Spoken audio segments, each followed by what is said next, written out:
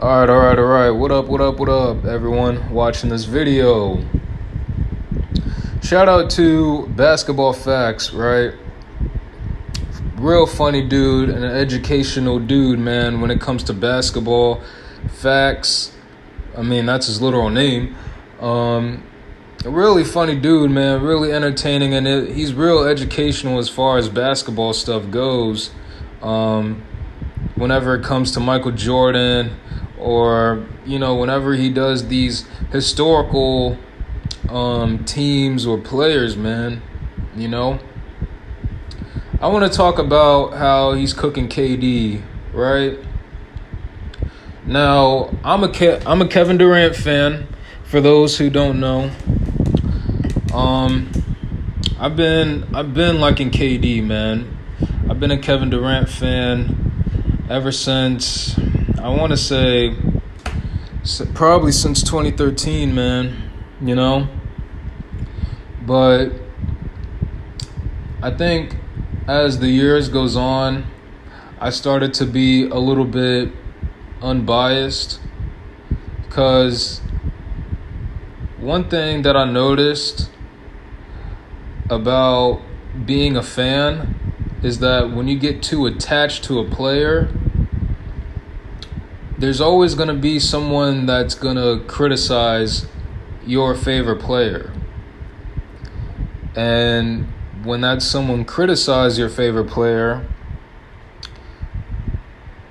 you, the individual who is a big fan of that particular player, you will be on the defensive and start to defend this guy for his actions and the things that he's done. I think everybody knows the perfect example of the type of fans that I'm talking about, right? And I started noticing that I think around 2016, maybe 2017, when Kevin Durant went to the Warriors, I started realizing that Kevin Durant fans are getting just as more toxic as LeBron fans, right? And I think it was one time when I actually criticized Kevin Durant. I can't remember what game it was. I believe it probably was it was one game, man, back in 2017, where somebody might correct me if I'm wrong, where he started getting a bit too ISO heavy for the Warriors, when that's not really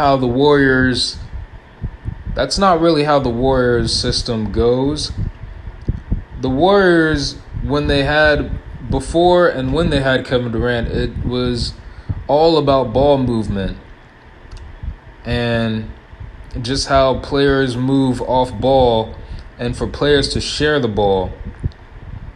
And I think Kevin Durant, around that time, I believe after they won their first championship, he started to get a bit too ISO heavy. I do remember one time when I did criticize him on that, there was a whole bunch of Kevin Durant fans that were coming at my neck, man. And I can never forget I'll never forget what it was. Now, I don't remember what social media it was where I said that. It probably was either on Twitter or Instagram. Probably Instagram. But I remember so many Kevin Durant fans were coming at me, man, about how, he gets to do whatever, what was this guy? There was one dude that was talking to me saying that, this is Kevin's team, you gotta let him do whatever he wants. Or there was another dude that was all like, they're still winning games, so, as long as they win the game, that's all that matters, and some stuff like that. I think even a few people were coming at me personally. Oh, yeah, it was Instagram. Because I do remember there was a few people coming at me, a few Kevin Durant fans, mind you, that were stalking my Instagram profile and basically looking at my pictures and all that other junk and basically roasting me. I don't understand. That's one thing too. I don't understand how these fans operate. Y'all ever notice how whenever a guy that's trying to be so defensive and he's trying to, in a way, attack you personally, he always looks into your profile, either on Instagram or Twitter, to look at your photos or how many followers you have. And then he just comes back and just says, hey, look at your corny ass photos, looking like a whole goofy and all that. Like, yo, what the fuck does that have to do with anything that I'm talking about with Kevin Durant? Y'all ever notice that? Now, LeBron fans are just as bad, but I've never in my 17 years of being alive at that time, 2017, that I never thought that people would literally, I swear, man, somebody in the comment section has to tell me that. Who the fuck literally just goes into your profile just to roast you on how corny your profile pics are or how many followers? Oh yeah, I got more followers than you, so you're a scrub compared to me. What the fuck does that have to do with basketball, let alone Kevin Durant, yo? You know what I mean? I swear I don't understand that. I was cooking this dude just a few days ago.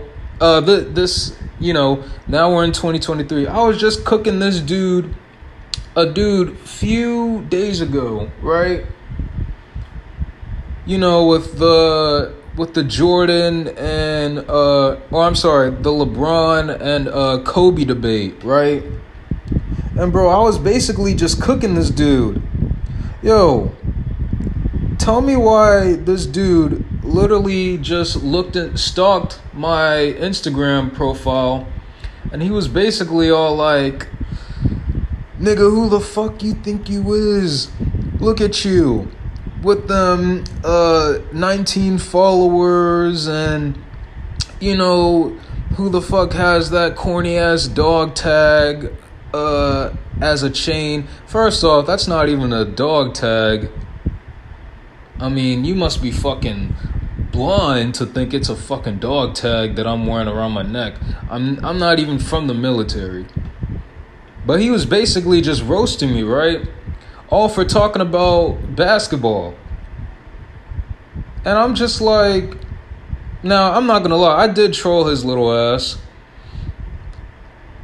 What the fuck did I say? I was all like, oh yeah, look at this dude being all desperate. Yo, he is so desperate that he literally had to look into my profile just to roast to save his life. A fucking scrub, man. A fucking fanboy. Shout out to Basketball Facts for that name calling. Fucking fanboys, right? And yo, I remember I was cooking him so much, man. He literally DM'd me and was all like, oh yeah, yo, what's your problem, yo? Why the fuck, you keep coming at me, yo? Nigga, why the fuck do you think I'm coming at you? We're strictly talking about basketball, and you want to attack me personally. But I'm getting off topic, right? I don't understand how these fanboys work, right? I don't. And I think it was on that day, or at least that year, I can't remember the day, of 2017, where I stopped being unbiased, man. Because at that point, I was just like, I know, I thought to myself, if I keep getting attached to these players, I'm going to end up like these motherfuckers right here. The KD fans, and if worse, LeBron fans. It was on that day where I was just like, I can't really rock with that. It's one thing to have a reasonable basketball discussion, with someone like, Too Raw or, Basketball Facts or Franchise Sports, guys like them, Ticket TV. It's one thing to have a reasonable basketball discussion. But if you're someone like, Cash Nasty or, oh my God, who's that one LeBron fan I can't stand, man? It's like, Oprah Side. What's his name? Y'all might know who I'm talking about, because I know, I'm pretty sure most of the people watching this are young. What's his name, y'all? Oprah Side chick or Oprah Side man, whatever the hell his name is, man. Guys like him, or who's that dude that mollywopped that white boy after he said, "Yo, LeBron, you trash," and he beat the fuck out of that white boy. If you have discussions with those type of guys, they will attack you personally. And that's the type of people that I don't want to associate with unless I'm trolling them, And I can call them a fanboy all they want, But, that's all I really had to say, I'm glad Basketball Facts and Franchise is cooking Kevin Durant. I think he deserves it, So, I really don't have anything else to say right there, man. I will say this, though. Kevin Durant, you got to stop acting like your career isn't on the line, man. Because right now, the team that you're on and the type of standard that people are putting you on, you better give that Phoenix Suns team and that whole city of Phoenix a championship, man. That's all I'm going to say. Because I know if you fail this one, Basketball Facts, Franchise Sports TV, Too Raw for Sports, a.k.a. Too Raw for TV, RJ Sports Facts, Fisk Vegas, Ticket TV, all these guys, they're not going to be the only one that's going to cook you. Because I think I'm going to go there too. I don't care how many jerseys I got from you, man. I don't care how many pair of shoes I have from you, man.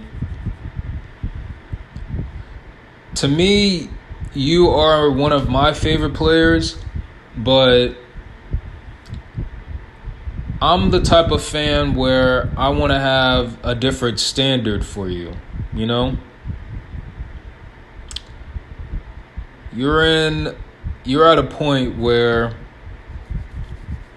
you're on the wrong side of 30. Well, I'm not going to say the wrong side of 30. You're in your 30s now, and time's ticking, man. You got all these young guys that are hungry for a championship, Brandon Ingram has reached his prime. Donovan Mitchell is, I believe he's officially in his prime. I think he just turned 26. You got guys like Tatum and Brown in their primes. Jokic, he just won his first championship. Luka, I don't even think he's reached his prime yet, but he is on the verge of being in his prime. Time's ticking for you, yo. Time's ticking. If you really wanted this ring so bad, you gotta ball out, man.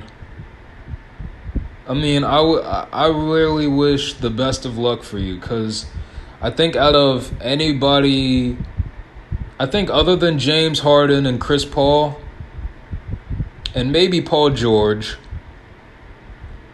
your career, as far as championship wise or playoff wise, that shit's on the line, bro. Because once your time is up, everybody's just gonna think of you as, a great player, but he couldn't do it without the Splash Brothers